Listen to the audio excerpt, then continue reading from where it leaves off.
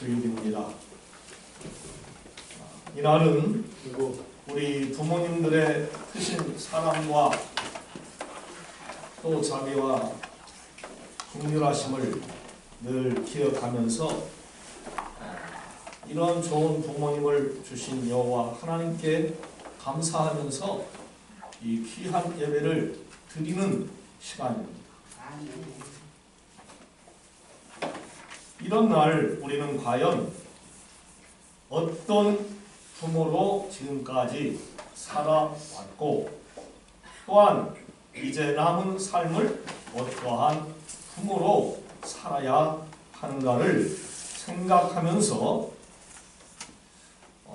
부족한 종이 증거하는 말씀을 잘 들으시고 깨닫는 그러한 우리 모두가 되기를 소망합니다.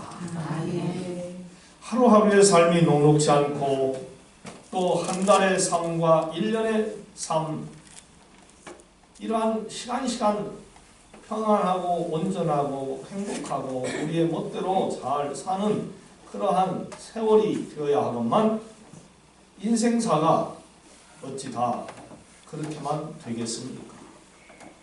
참 어렵구나, 힘들구나, 쉽지 않구나, 녹록지 않다 하는 그러한 생각을 할 때가 많죠. 좋은 성도, 좋은 부모와 자녀로 또 성공한 사람으로 잘 나가는 자로 인정받기 위해서 또 조심스럽게 열심히 살다 보니까 역시 삶이 참 힘듭니다. 하지만 피할 수 없는 고난이요, 피할 수 없는 고통이라고 한다면 그것을 어떻게 해야 되겠습니까? 즐기면서 살아가야죠. 아멘. 참고 견디면서 싸우면서 이기면서 살아가야지. 여러분 병들면 어떻게 합니까? 고쳐야 하지 않습니까? 고치려고 노력을 합니다. 약을 먹습니다. 의사를 찾아갑니다. 운동합니다. 식사를 조절합니다. 건강하기 위해서 노력하지 않습니까? 그렇죠. 살기 위해서는 즐겨야 하는 겁니다. 고통도. 사랑하는 여러분, 이 시간 부족한 종의 설교를 들으시고 은혜를 꼭 받으시길 바랍니다. 할렐루야. 서로 옆 사람에게 말씀 잘 듣고 은혜 받읍시다. 할렐루야. 딴 생각하지 마시고 핸드폰이나 보지 말고 집에 있는 가스불 생각하지 마시고 종의 말에 귀를 기울여서 꼭 은혜 받고 가야 됩니다. 그렇지 아니하면 헛예배가 되는 거예요. 다시 한번 어버이 주일을 맞아서 어떤 부모로 살아야 되는지를 결심하면 좋겠습니다.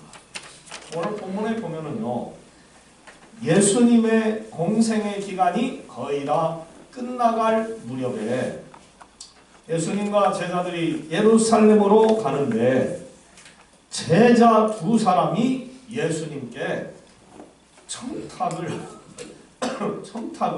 했습니다. 그들은 무슨 청탁을 했느냐? 어머니를 동원시켜가지고 세속적인 청탁을 했습니다. 그들은 베드로 사도 다음으로 예수님께 사랑받고 인정받는 제자들 야고보와 요한이라고 하는 두 형제였습니다. 그러면 저들이 무슨 청탁을 했습니까? 주의 나라에서 하나는 주의 좌편에 앉게 하여 주시고 하나는 주님의 우편에 앉게 하여 주시옵소서. 이거예요. 그러니까 우리 예수님이 장차 이스라엘의 왕이 되면 하나는 좌의정, 하나는 우의정으로 세워달라는 거예요. 하나는 국무총리로 세워주고 그 다음에 국무총리 다음에 뭡니까? 우리나라 권력이 대중국사관. 하여튼 잘 모르겠습니다만은 그러한 자리를 달라는 거예요. 세상에 이럴 수가 있습니까? 하나님의 말씀을 증거하고 하나님의 일을 하기 위하여 오신 주님의 종이 된 사도들이 세상의 권력에 눈이 어두워가지고 우편에 앉게 해주세요. 좌편에 앉게 해주세요. 우리를 권력자가 되게 해주세요. 이렇게 요구를 한 거예요. 우리는 여기서 특별히 눈여겨봐야 할 것이 있어요.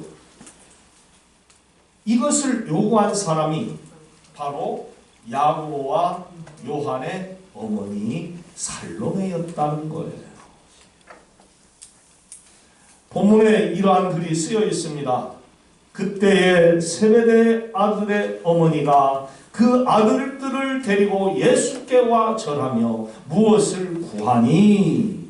예수께서 이르시되 무엇을 구하느냐? 이르되 나의 이 두 아들을 주님의 나라가 임했을 때 주님의 좌편에 주님의 우편에 앉게 해 주십시오. 어머니라고 하는 사람이 자식들의 출세를 위해서 이렇게 앞장섰던 겁니다. 그녀의 이름은 살로메였고 예수님의 어머니 동정녀 마리아의 자매입니다. 그러니까 예수님의 뭐가 되는 사람이에요? 이모가 되는 사람이었어요. 여러분, 이모 하면은 어떤 생각이 듭니까? 엄마 다음이다. 와, 엄마 다음 맞죠? 그러면 귀한 분이에요? 안 귀한 분? 대부분은요, 고모가 더 좋아요? 이모가 좋아요? 물어보면 이모가 좋다는 거예요. 여기 나는 고모가 더 좋다 하는 사람. 고모가 나의 용돈을 많이. 아, 고모가 용돈을 많이 주셨다. 용돈 안 주셨으면 별로였네. 근데 한 분밖에 손 안 들어. 다 이모야. 저도요, 이모가 세 분이 계셨어요. 우리 큰 이모, 그러니까 어머니 바로 위에 우리 큰 이모가 계셨는데 그거는 좀 시집을 좀 잘못 가셨는가 가난하게 사셨고 또 키도 좀 작고 얼굴도 별로 이쁘지 않았어요. 그런데 우리 어머니 밑에 이모는요, 키도 크고 인물도 좋고 잘 살았어요. 또 막내 이모가 한 분 계신데 막내 이모 집에 가면은 살갑게 우리를 맞이해 주셨어요. 뭐든지 먹여 주셨고 말도 곱게 잘해 주셨어요. 지금도 살아 계십니다.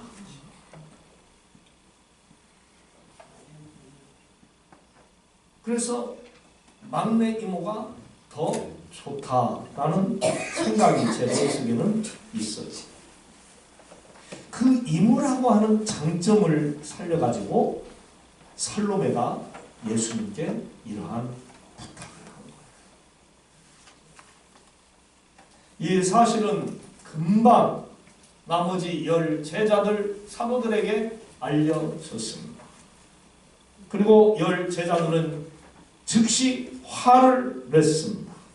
여보게 야고보와 요한, 자네들이 어찌 그럴 수가 있는가? 어머니까지 동원시켜가지고 좌편에 우편에 앉겠다고? 공개 사과해! 라고 투덜거리면서 화를 내지 않았을까 추측을 해봅니다. 그러면 이 10 제자들은 왜 그렇게 화를 냈을까요? 네? 제밥에 관심이 있는 사람처럼 저들에게도 그러한 욕심이 있었다는 거죠. 그런 욕심이 없는 사람 같으면 화를 냈겠어요? 안 냈겠어요? 그래, 너 허든 말든 너 가져라. 난 신경 안 써. 화낼 일이 어디가 있어? 웃고 말죠. 그런데 이 10 제자들은 다 이에 대해 관심이 있었어요. 이 일이 있기 전에 제자들은 논쟁을 자기들끼리 한 적이 있었습니다. 마가복음 9장 33절과 34절에 나온 말씀인데, 가버나움에 이르러 집에 계실새 제자들에게 물으시되 너희가 길에서 토론한 것이 무엇이냐 하시면서 제자들이 예수님의 질문에 조용했다 그랬어요. 너희들이 길에서 토론한 것이 무엇이냐라고 물었을 때에 제자들이 조용했다 그런 거예요. 왜 조용했을까? 예수님이 자기들의 대답을 들으면 화를 내시고 언짢아 하실 것 같으니까 조용한 거예요. 그걸 뭡니까? 저들이 길가에서 논쟁한 것은, 토론한 것은 우리 중에 누가 더 크냐, 우리 중에 누가 더 예수님의 으뜸되는 제자냐, 이것을 서로 이야기합니다. 제자들은 가끔 틈날 때 이렇게 누가 더 크냐라고 논쟁을 한 거예요. 여러분, 크다는 말이 뭔가 다 아시죠? 크다. 대단하고 훌륭하다 하는 그런 뜻입니다. 이 크다는. 이 대단하고 큰 것을 얻으려고 마음을 갖게 된 것이 마침내 제자들에게서 터져버린 거예요. 야고보와 요한 두 형제들 때문이었습니다. 이런 걸 보면서 두 아들의 출세를 위해서 청탁한 그러한 어머니를 떠올려 보게 됩니다. 두 아들의 어머니 살로메는 남편인 세베대가 어업을 해서 부자로 잘 살았을 때에 이 야고보와 요한 두 아들을 그 아버지 밑에서 어업을 잘 할 수 있도록 훈련을 시켜 저들이 훌륭한 어부로 살았었습니다. 그런데 예수님의 부름을 받고 제자가 되어서 지금까지 예수님과 함께 지내오도록 이끌어준 사람이 바로 이 살로메 어머니였습니다. 요즘 말로 말하면 열혈망이에요. 열혈망. 오직 자식들을 위해서 헌신적으로 뒷바라지하고 노력한 훌륭한 엄마, 그런 사람이었어요. 그런데 엄마의 눈으로 바라보면요, 자식들은 80을 먹어도 100살의 어머니 눈에 보일 때에 어린아이로. 제가 어제 우리 15사단 고유체 전후의 추모식을 다녀왔습니다. 1981년 5월 14일에 접근산에서 빵가 작업을 하는데 이 고화사가 헬기가 밑에서 모래를 시멘트를 떨어뜨리는 이런 작업을 하던 중에 갑자기 안개가 끼는 바람에 안개에서 프로펠러에서 몸이 잘려가지고 그 자리에서 즉사하고 제대 한 달도 안 남겨놓고 그 어머니가 95세로 휠체어를 타고 거기에 오셨어요.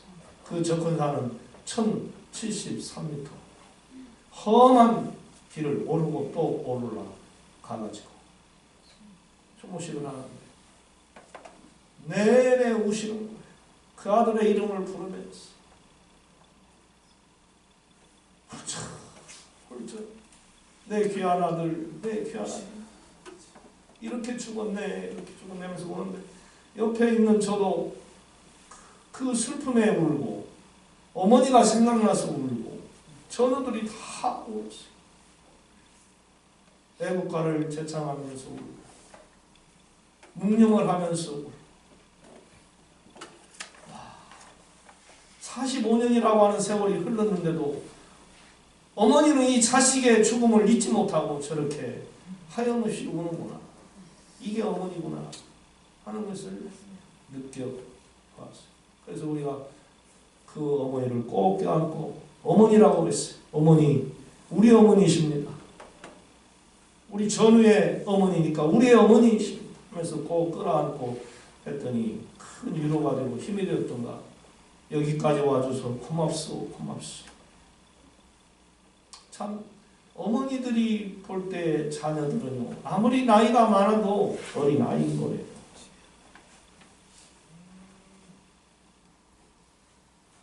여러분, 이 세상이 어떤 곳입니까? 끝없는 경쟁사회. 그래서 내 아이가 이 치열한 경쟁 속에서 잘 버티고 1등이 되고 성공하여 잘 사는 그러한 자식이 되기를 바라는 것이 어머니 아버지의 마음입니다. 그래서 자격증도 따게 하고 열심히 운동도 시키고 공부도 시키고 경쟁사회에서 뒤처지지 않게 하려고 온갖 힘을 다 쏟습니다. 직장 생활할 수 있도록 만들기 위해서입니다. 이때 어린 자녀들이 잘 따라주면 대견스럽고 고맙고 감사하고 기분이 좋지만 처지면 마음이 졸여서 부모는 견디기가 어렵죠. 요즘 아이들 보면은요, 참 대견하다 하는 것을 느껴요. 신나게 뛰어놀고 자기들 하고 싶은 대로 살고 싶은데 부모가 다니라고 하는 학원을 1개도 아니고 2개도 아니고 3개, 4개 학교 가서 공부하지, 생활해야지, 학원 가서 이게 시간 보내야지. 정말 순종하고 따라주는 그 새끼들을 보면요, 대견스러워요. 그런데 또 이 아이들이 커가지고 영어를 자유롭게 하고 수학을 풀고 역사를 알고 공부를 다 지혜롭게 잘 해가는 걸 보면은요, 뿌듯함을 또 부모는 느껴요. 아, 네 머릿속에 참 많은 지식이 들어갔구나. 결코 가르쳐주는 게 헛되지 않는구나 하는 것을 느끼면서 기분이 좋을 거예요. 그런데요, 진짜 또 한편으로 보면은요, 불쌍해. 이 새끼들. 그렇게 엄마 아빠는 하지 말라고 하는 것들이 그토록 많은가. 텔레비 보지 마라. 선생님 말씀 잘 들어라. 친구들끼리 잘 지내라. 공부 열심히 해라. 말 잘 들어라. 나쁜 습관 버려라.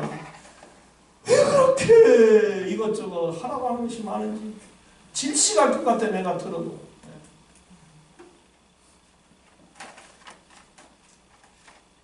저 어린 것들이 이 모든 것을 절제하고 참고 견디면서 살아가야 하니 얼마나 힘이 들까? 참 불쌍하다. 근데 또 그거 안 하면 안 되잖아요. 해야 하잖아요. 그런 거 볼 때 인생은 고다.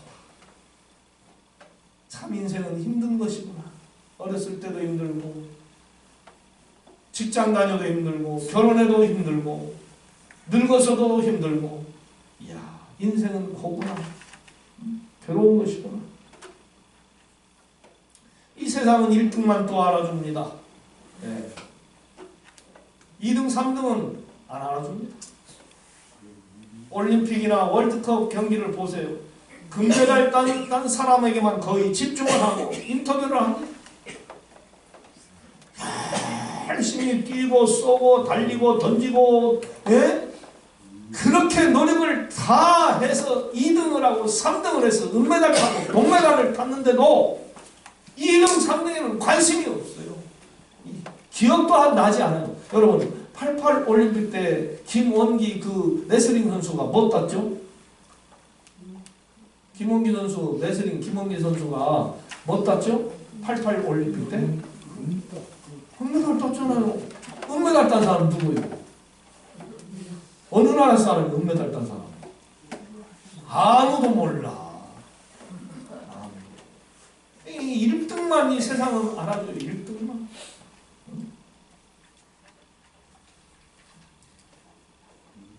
고린도전서의 말씀입니다. 운동장에서 다름질하는 자들이 다 달릴지라도 오직 상을 받는 사람은 한 사람인 줄을 너희가 알지 못하느냐. 너희도 상을 얻도록 이와 같이 다름질하라. 이기기를 다투는 자마다 모든 일에 절제하나니 그들은 썩을 승리자의 관을 얻고자 하되 우리는 썩지 아니할 것을 얻고자 하노라. 아멘. 경쟁 사회에서 다름질을 잘해 얻는 인생의 금메달을 칭찬하였습니다.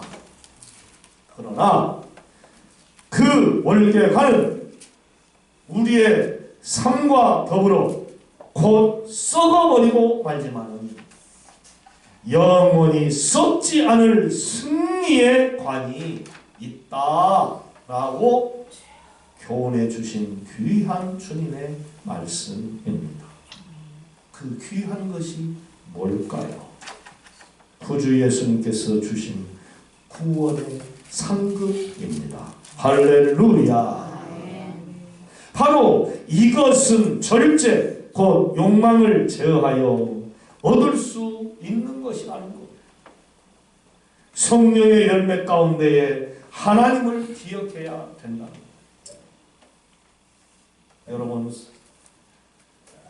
여러분들의 자녀들에게 세상에서 1등 되라고 가르치는 것보다 믿음의 사람 1등이 되라고 가르치기를 바랍니다.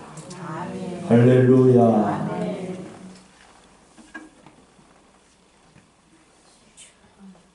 잘 들어보세요. 예수님이 제자들을 불러서 모았습니다. 누가 크냐고 다투고 으뜸이 되려는 저들이 예수님 앞에 앉았습니다. 그 속에는 야고보와 요한과 그의 어머니 살로메도 같이 있었습니다. 예수님이 이방인 집권자들과 고관들이 권력을 주면은 어떻게 하는가를 말씀하셨습니다. 그리고는 너희는 그러한 생활을 하지 말라라고 말씀하셨습니다. 이게 무슨 말씀입니까? 너희는 그러지 말아야 하느니라. 너희 중에 누구든지 크고자 하는 자는 너희를 섬기는 자가 되고 너희 중에 누구든지 으뜸이 되고자 하는 자는 너희의 종이 되어야 하느니라. 할렐루야. 네? 이것을 가르쳐 주신 거예요. 섬기다라고 하는 말을 모르는 사람은 없을 것입니다. 하지만 예수님의 말씀이니까 사전적인 의미가 무엇인가를 한번 살펴보십시다. 먼저 모시어 받들다 하는 것이 바로 섬기다라는 뜻이에요. 모시어 받들다. 옛날에 노예, 즉 종이 하던 일을 우리가 하고 산다면 얼마나 창피스럽고 비굴하고 부끄러운 삶이 되겠습니까? 그러나 이 섬기다라고 하는 말은 또 다른 의미가 있어요. 남을 아끼다 하는 것이 있어요. 남을 아끼다. 이 말은요, 소중히 여겨 함부로 쓰지 않는다 하는 겁니다. 이것을 사람에게 적용을 한다면은 그 사람이 해를 당하지 않도록 한다 하는 그러한 깊은 의미가 담겨져 있어요. 이 얼마나 아름다운 일입니까? 아름다운 말입니까? 정말이지. 여러분, 남을 위해서 봉사를 해 보십시오. 봉사를 하면 참 기쁩니다. 누가 무거운 짐을 지고 갈 때에 얼른 대신 짊어져 주는 거예요.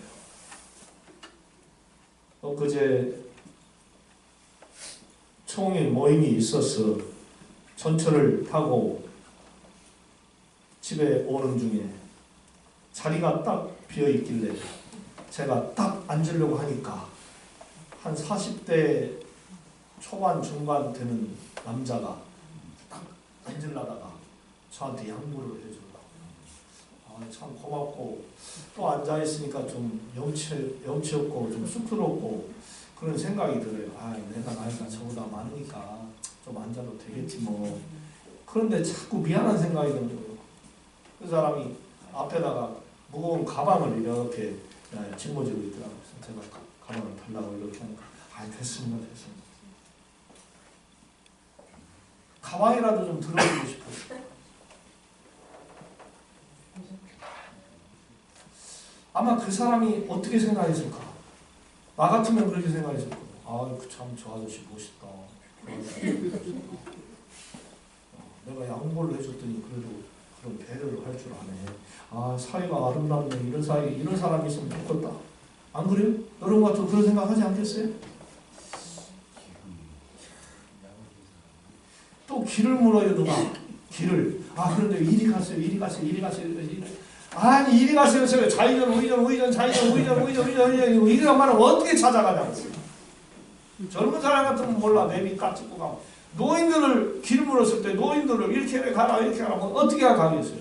저를 좀 따라오십시오. 해가지고, 그 목적지까지 딱 모셔다 드려봐요. 평생 못 잊을 겁니다. 너무 고맙죠. 여러분, 그런 동영상 보지 않습니까? 저는 한 번씩 봐요. 이 길을 가다가 돈을 딱 일부러 떨어뜨립니다. 돈을 딱 일부러 큰 돈뭉치를 딱 떨어뜨리고 가요. 그러면은 뒤에서 그 돈을 주워가지고 사람이 막 쫓아와가지고 여보세요. 이거 돈 떨어뜨리고 합니다. 하고 돌려줘요. 감사합니다. 그러면서 그 사람을 자기 기업의 높은 자리에다가 탁 세워주는 거예요. 여러분 그런 거 봤죠? 네? 그런 거 볼 때 어떤 생각이 들까요? 나도 좋은 일을 해야 되겠구나. 착한 일을 해야 되겠구나.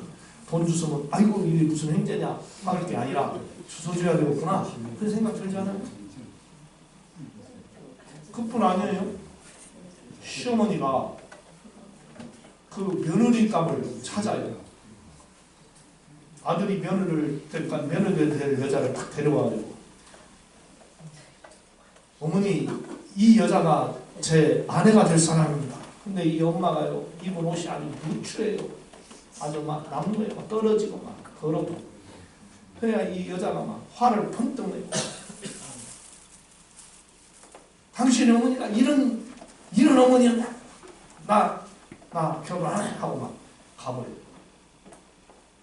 그건 합격한 사람일까요? 불합격한 사람일까요? 그러면 또 다른 여자가 왔어. 역시 마찬가지.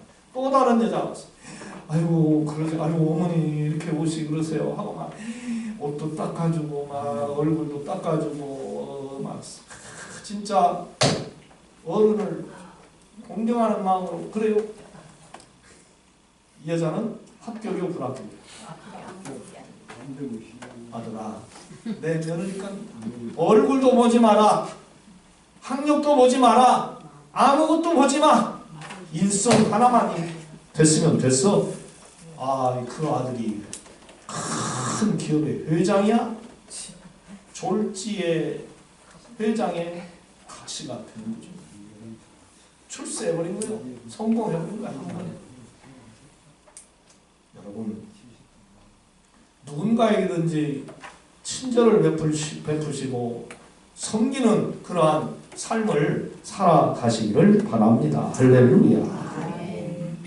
작은 나의 선한 그 행실 하나가 나를 기쁘게 하고 나를 통하여서 그런 도움을 받는 사람에게 감동을 주는 거예요. 그런 사이가 될 때에 가정이 평화로워지고, 그런 사이가 평화로워지고, 나라가 평안해지는 거예요. 교회가 좋은 교회가 되어가는 거예요.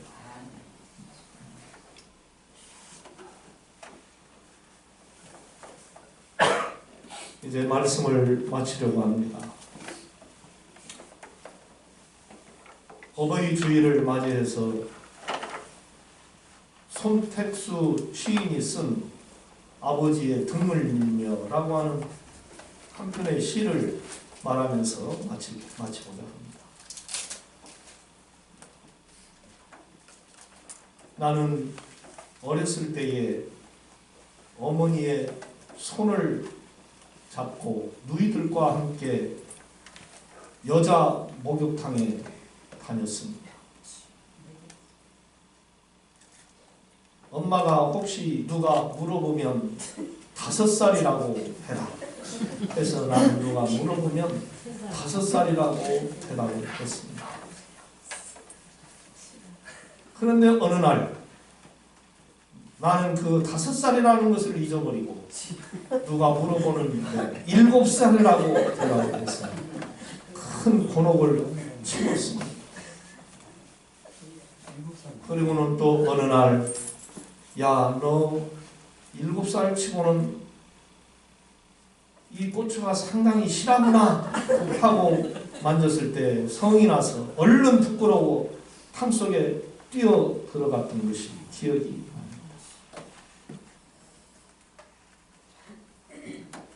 우리 아버지는 가난해서 목욕탕에도 아들과 함께 가지 못하는 그러한 불쌍한 존재로 그러던 어느 날 아버지가 교통사고를 당하여서 쓰러져 어떤 사람에게 업혀오는 그 모습을 볼 때에 등에 까만 모습이 선명하게 보였는데 알고 보니 그것이 우리 가정을 살리기 위해서 평생 지게를 짊어지고 짐을 나르던 일을 하셨던 아버지의 등짝이었다.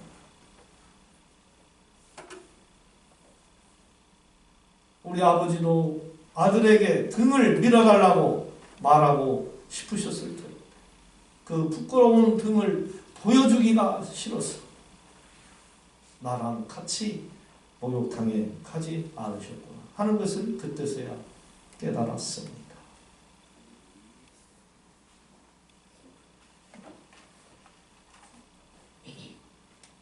그게 아버지였던 것이죠. 이 손택수 씨는 그러한 자기의 아버지의 모습을 생각하면서 이 시를 썼던 겁니다. 아버지인들 어찌 사랑하는 아들과 함께 떳떳하게 목욕탕에 가고 싶은 마음이 없겠습니까? 가고 싶었지만 가지 못했던 것을 뒤늦게서야 깨닫고 아버지에 대해서 좋지 않게 생각을 가지고 있던 그 마음을 부끄럽게 여기고 아버지를 존경하게 되는 그러한 모습을 보면서 우리들이 깨닫는 바가 각자 있을 거예요. 어떤 자식들은 자기가 초등학교 졸업할 때 전교 1등을 해가지고 무슨 장학사 상을 받을 때 엄마가 부끄럽게 옷을 입고 와서 그 앞에 있으면 엄마 오지 마라고 하고 엄마 온 것을 창피하게 하고 그렇게 했던 것들이 있었는데 알고 보면 너무나 불효한 것이죠. 그렇습니다. 우리 아버지와 어머니는 섬김의 어버이로 우리에게 생명과 사랑을 주신 아주 귀하신 분들입니다.